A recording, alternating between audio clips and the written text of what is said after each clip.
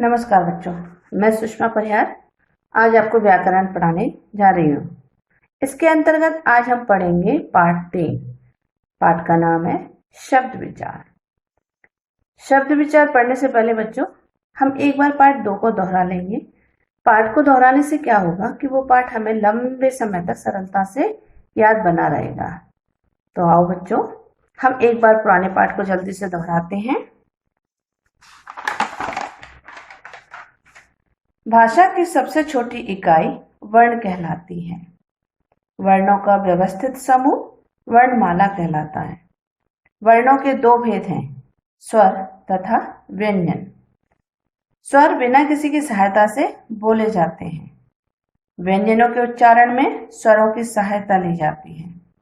स्वर के 3 भेद हैं, ह्रस्व स्वर, दीर्घ स्वर, प्लुत स्वर। व्यंजन के मुख्य भेद स्पर्श, अंतःस्थ, ऊष्म।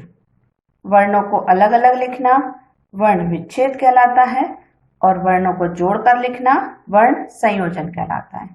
तो बच्चों अब हम चलते हैं पाठ 3 की ओर, जिसका नाम था शब्द विचार। शब्द क्या है? शब्द क्या है ये जानने के लिए बच्चों मैंने आपके समक्ष कुछ उदाहरण दिए हैं, कुछ शब्द रखे हैं। जरा आप इन्हें पढ़ें और पढ़ने का अभ्यास करें। क्या ये शब्द हमें सही अर्थ दे रहे हैं? जैसे छमली, टमर, रयूम, लागिस, नाखा। आप देख सकते हैं क्या ये शब्द हमें सही अर्थ दे रहे हैं? नहीं। क्यों? क्योंकि हमने यहाँ पर शब्द तो बनाए हैं परंतु वर्णों को गलत क्रम में रखा है, इसलिए वो मिलकर भी कोई सार्थक अर्थ प्रदान नहीं कर रहे हैं। वहीं इन शब्दों को देखें हम, मछली, मटर, मयूर, गिलास और खाना। मछली, मटर, मयूर, गिलास और खाना। तो यहाँ पर ये हमें सार्थक अर्थ क्यों दे रहे हैं? क्योंकि हमने यहाँ पर शब्द बनाए हैं और वर्णों को सही क्रम में रखा है, इसलिए वो सही शब्द हैं और सार्थक अर्थ हमें प्रदान कर रहे हैं, इसलिए ये शब्द हैं। यहाँ पर चित्र में भी देखिए आप, भवन, मोर, बादल, ये भी हमें सार्थक अर्थ दे रहे हैं, इसलिए ये क्या है? शब्द हैं।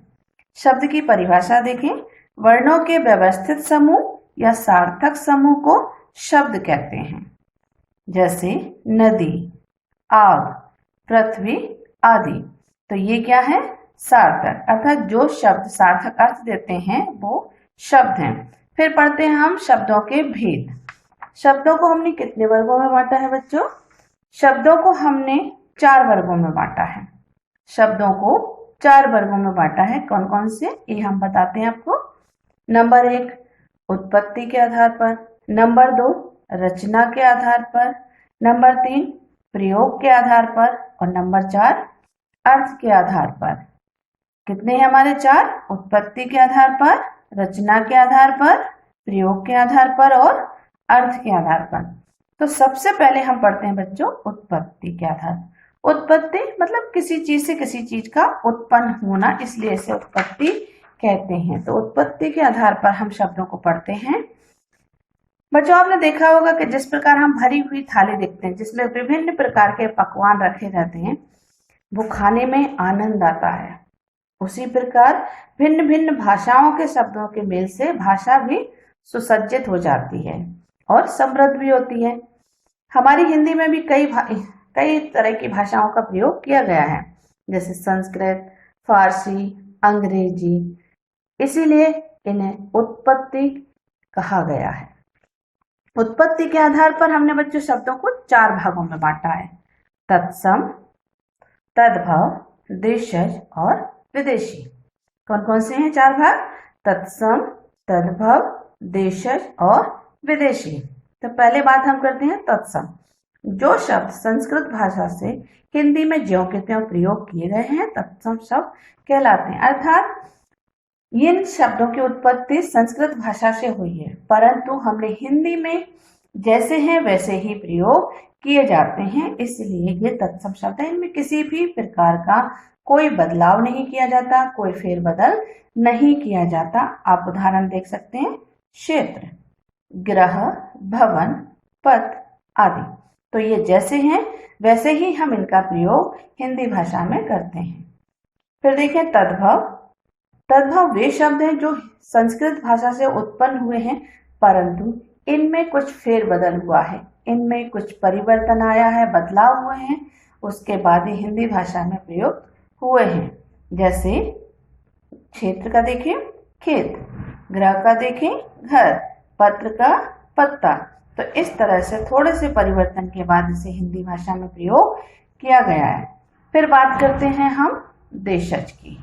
देशज अर्थात हमारे देश में जन्मा। आम बोल चाल की भाषा से हिंदी में आए शब्द देशज कहलाते हैं। अर्थात हमारे आसपास की जो भी ग्रामीण परिवेश हैं, बोलियां हैं, उनसे इन शब्दों का जन्म हुआ है। यहाँ पर अन्य किसी भाषा के शब्दों का प्रयोग नहीं किया जाता, चाहे वो अंग्रेजी हो, अरबी हो, फारसी, पुर्तगाली या संस्कृत। ये किसी भाषा से जन्म नहीं लेते हैं, आपस की आम बोलचाल की भाषा से जन्मे हैं। जैसे लोटा, पगड़ी, रोटी।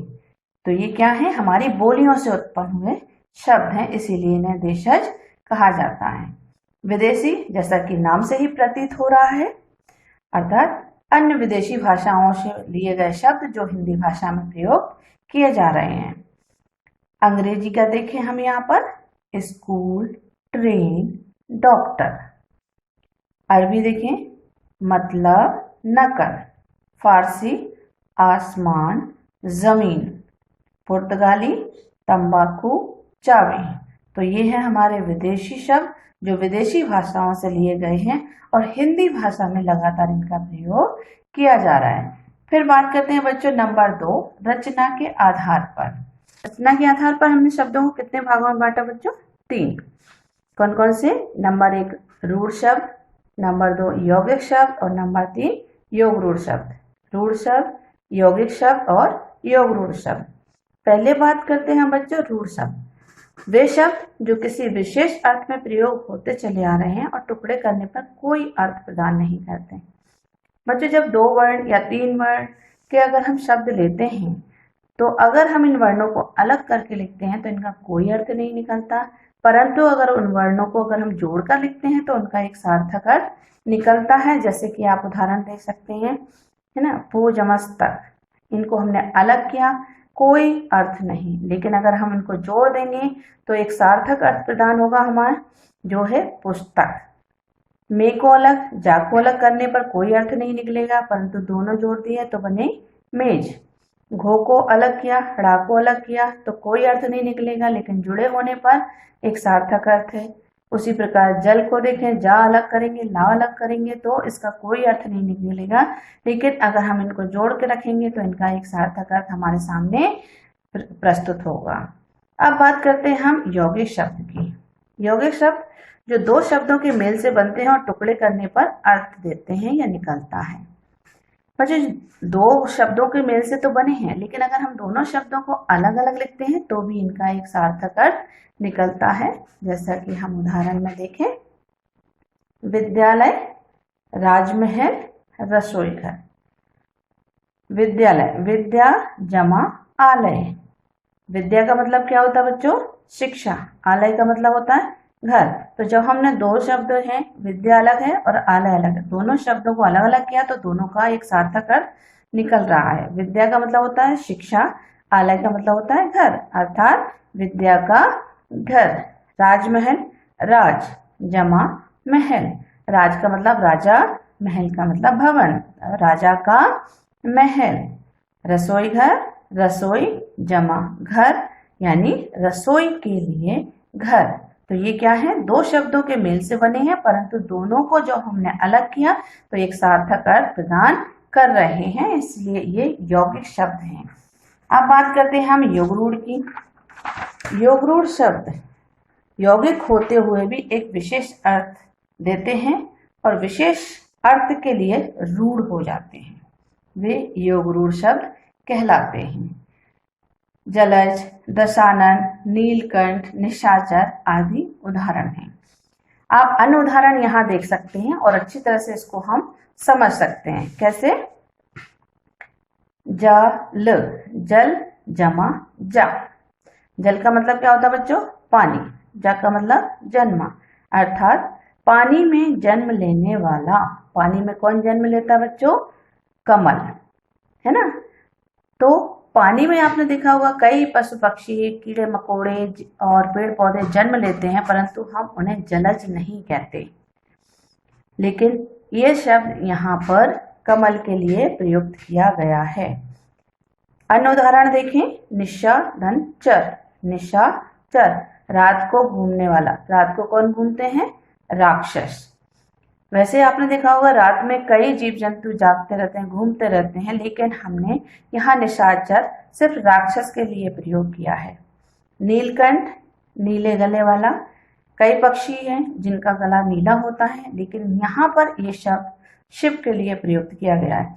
अर्थात ये ऐसे शब्द हैं जो विशेष अर्थ देते हैं और किसी तीसरे या विशेष चीज की ओर इशारा करते हैं, इसलिए इन्हें योग रूढ़ कहा जाता है।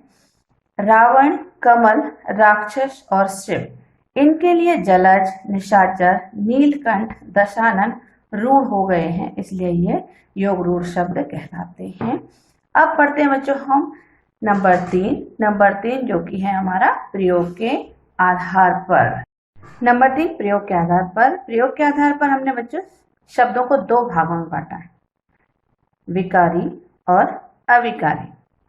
नंबर 1 विकारी शब्द और अविकारी शब्द। विकारी शब्द जहां लिंग वचन कारक काल के अनुसार परिवर्तन हो जाता है या विकार आ जाता है, उन्हें विकारी शब्द कहते हैं।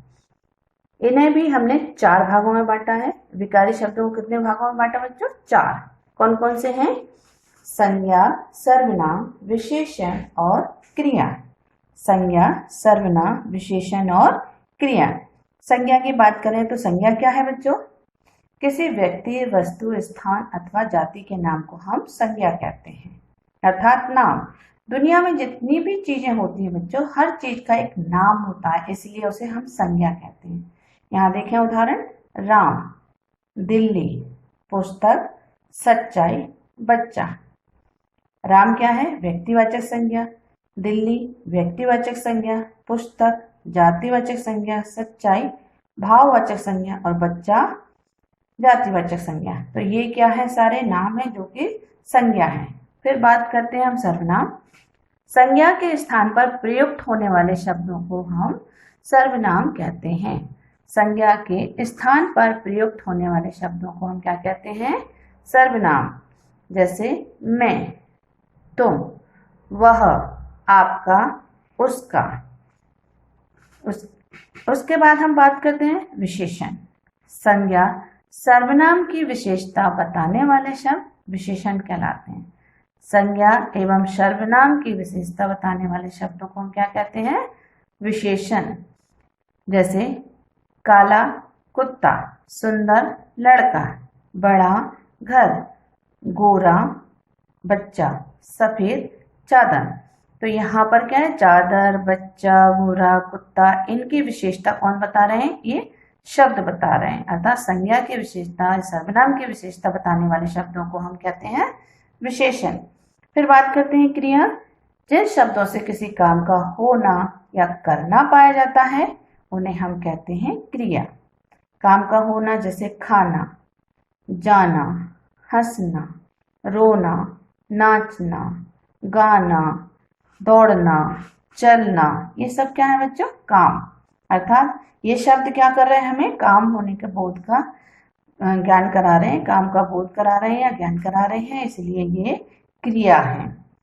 फिर इसके बाद हम बात करते हैं अविकारी शब्द। अविकारी शब्दों को भी बच्चों हमने क्या है? जहां पर लिंग वचन कारक काल के अनुसार परिवर्तन नहीं होता, वो अविकारी शब्द कहते हैं। इनमें लिंग वचन कारक काल के अनुसार परिवर्तन या विकार उत्पन्न नहीं आता, और वाक्यों में जब हम इनका प्रयोग करते हैं तो जैसे हैं हम वैसे ही इसका प्रयोग करते हैं। कैसे? ये आप देख सकते हैं, मैं बताती हूँ आपको। धीरे धीरे, बच्चा धीरे धीरे चल रहा है ना। क्रिया विशेषण की बात कर रहे हैं अभी हम। क्रिया विशेषण, बच्चा धीरे धीरे चल रहा है, अर्थात काम किस तरीके से हो रहा है ये बता रहे हैं। पापा अभी अभी घर आए हैं, मेरा घर उस ओर है। बच्चा जोर जोर से रो रहा है, मैंने आज कम खाया, तुम ज्यादा बोलते हो। संबंध बोधक, संबंध बोधक अर्थात जो संज्ञा सर्वनाम का संबंध अन्य वाक्यों के साथ बताते हैं वो संबंध बोधक कहलाते हैं। उनके ये चिन्ह हैं के नीचे, के पास, के भीतर, के बाहर, के अंदर, के सिवा। इनके माध्यम से हम आपस में संबंध बताते हैं। जैसे बिल्ली मेज के नीचे बैठी है, मेरा घर पार्क के पास है। मम्मी कमरे के भीतर है, पापा घर के बाहर हैं। मैं घर के अंदर खेल रही हूँ, मैंने हिंदी के सिवाय कुछ नहीं पढ़ा। योजक या समुच्चय बोधक चिन्ह है ना। समुच्चय बोधक जहां जो दो शब्दों या दो वाक्यों को जोड़ने के लिए प्रयोग किए जाते हैं वो समुच्चय बोधक शब्द कहलाते हैं। जो शब्द दो शब्दों को जोड़ते हैं या दो वाक्यों को जोड़ते हैं वो समुच्चय बोधक कहलाते हैं। जैसे अथवा, और, किंतु, बल्कि, या। तुम पत्र लिखो अथवा निबंध। मैं और राधा बाजार जा रहे हैं, तुमने बुलाया किंतु मैं नहीं आ सका। मैं बुलाना चाहती थी बल्कि राधा भी तुम्हें बुलाना चाहती थी। तुम चाय लोगे या कॉफी। फिर बात करते हैं विस्मयादि बोधक शब्द, जहां हर्ष, शोक, लज्जा, घृणा, भय आदि जो हमारे मन के भाव होते हैं वो हम व्यक्त करते हैं, तब हम इन शब्दों का प्रयोग करते हैं। जैसे वाह क्या बात है, अरे तुम असफल रहे, बाप रे इतना लंबा सांप, सावधान आगे खतरा है, छी छी कितनी गंदगी है। जब हम विस्मयादि शब्दों को बोलते हैं तो हमारे चेहरे के भाव भी परिवर्तित होते हैं। इसलिए अविकारी शब्दों को जो हमने बांटा है वो 4 वर्गों में बांटा था। क्रिया विशेषण, संबंध बोधक, योजक या समुच्चय बोधक और विस्मयादि बोधक। अब हम बात करते हैं बच्चों अर्थ के आधार पर। अर्थ के आधार पर हमने शब्दों को कितने भागों में बांटा है? अर्थ के आधार पर हमने शब्दों को 2 भागों में बांटा है। पहले बात करते हैं सार्थक, है ना, सार्थक शब्द और निरर्थक शब्द। तो पहले हम किसकी बात करते हैं? सार्थक। सार्थक जहां की वर्णों को सही क्रम में लगाकर सही और सार्थक शब्द बनाया जाता है वो सार्थक है। जैसे घड़ी, पुस्तक, बर्तन, कुर्सी। तो ये क्या है? हमने इन्हें वर्णों को सही क्रम में रखा है इसलिए ये सार्थक शब्द हैं। निरर्थक देखें, जिन शब्दों का कोई अर्थ नहीं निकलता उनको हम निरर्थक कहते हैं। जैसे टमर, नाखा, रमो, नभव। अर्थात यहाँ पर हमने वर्णों को सही क्रम में नहीं रखा इसलिए ये सही अर्थ और सार्थक अर्थ हमें प्रदान नहीं कर रहे हैं, इसलिए ये निरर्थक हैं। सही क्रम में रखना सार्थक और सही क्रम में नहीं रखना निरर्थक कहलाता है।